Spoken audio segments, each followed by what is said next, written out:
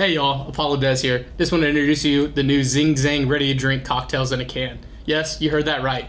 America's #1 Bloody Mary mix is entering the drink world. As you can tell, Bloody Mary mix for Sunday mornings, the bourbon whiskeys for a weekday, or your margarita for your Taco Tuesdays. Introducing new Zing Zang ready to drink cocktails in a can, powering your favorite Apollo Media content. Oh, hey, you're watching Dialed In With Dez. Alright, ready? We're here with Houston legend Paul Wall, the Iceman. What it do? I got hard-hitting questions only here. Okay. My favorite Paul Wall cameo of all time is the Rockstar Nickelback video when you're on I-45. Yeah. How did that pop up? We were on the same record label, and I actually didn't know what I was doing. They just said it in the middle of me doing a tour and everything else. Like, oh yeah, do this, do that, interview this and that, and boom, we shot it. And then they say, hey, you know you're in that Nickelback video, and I'm like, huh, for real? And I seen it, and I couldn't believe it because I didn't know what it was for. And I saw it came out dope, though. I'm like, yeah, okay, Hell yeah. Hell yeah.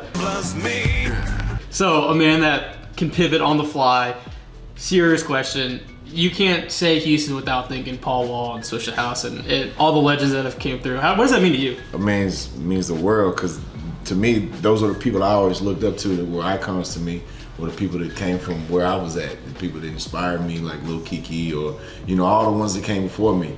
So for me to be associated with Houston is, I would say, a dream come true, but I never even thought that could be a dream I could dream. I'm just very, I'm very grateful, what I'm saying, and it's something I don't take for granted, to represent for the city, the culture, everybody, and everything in it. It's something I do with pride every day.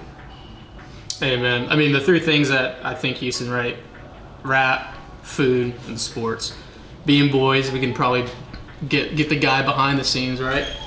Your boys do this. Are we chirping him in the season? Are we giving him a hard time? When you're at a game and Breggy's out there, a little lackadaisical. You chirping him a bit in the group message? Nah, I'm more like talking trash to the fans that are chirping. Man, shut up, man. Nah, I'll be wondering that too, because sometimes we'll sit right there behind the plate and I'll be screaming, let's go, cheering, trying to cheer them on. I don't want to distract them because I don't want them thinking about me, what I'm saying? So I don't want to, distract them. Yeah. But he's zoned in though, he don't hear none of that, because, you could say anything and everything and he's not hearing it. He's locked in. And but nah, I'm more, some of my boys, they're the chirpers. I'm more the cheer, what I'm saying? I'm the cheer. I'm going to lose my voice out there, what I'm saying? I'm going to chirp at the umps.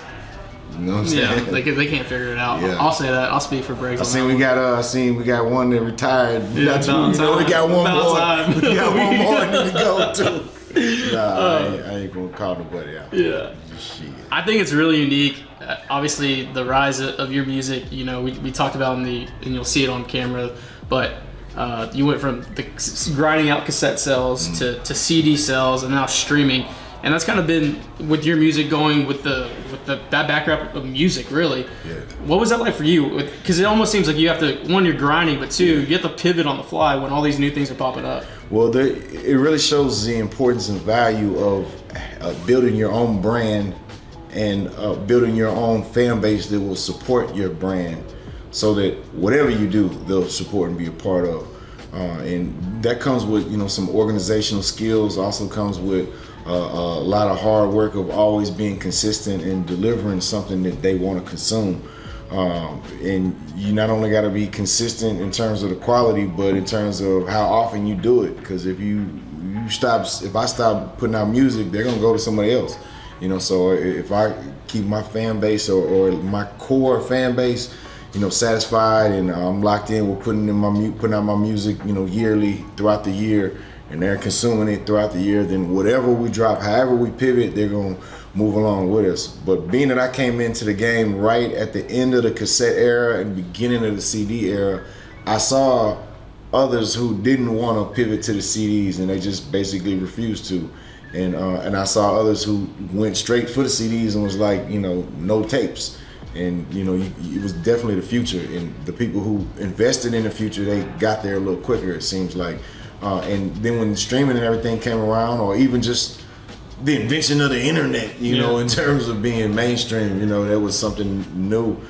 So the streaming is definitely another avenue there's a lot of people that's like, I ain't worried about streaming, I'm only concerned with actual physical sales. And then there's other people who only care about streaming. They don't care about the actual physical product of a CD or a cassette or a USB today. You know, it's a lot of times what it is, or just a flyer with a QR code. That's the physical product.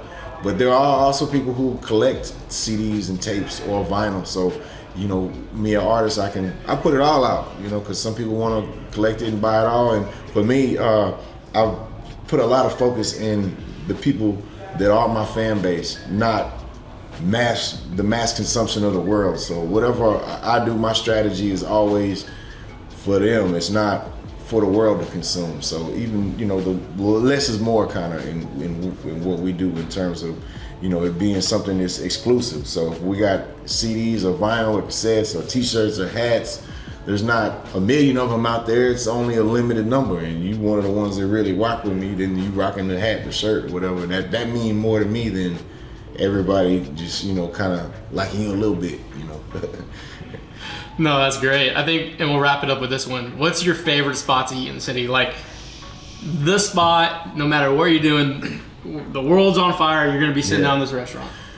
My favorite restaurant is Irma's, right outside of Minute Maid. They're not open all day long though; they close kind of early, and but they're definitely my favorite. My favorite barbecue spot is Gatlin's. Gatlin's barbecue. I love Gatlin's, but I think just my regular go-to that I just love is Velvet Taco. And my boy Brad the one put me on to him. I saw him forever and never went to him, and then he just like, man, you ain't never been to Velvet Taco? And we took me there and I fell in love, and I go there all the time, man, all day long, every day, man. I'm an Uber Eats regular. They know what time it is. When they see my name, come on, Uber Eats at Velvet Taco. So shout out to Velvet Taco. Shout out Velvet Taco.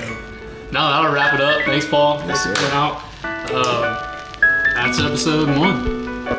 We're here. Oh my gosh. That's a good B-roll. All right, ready?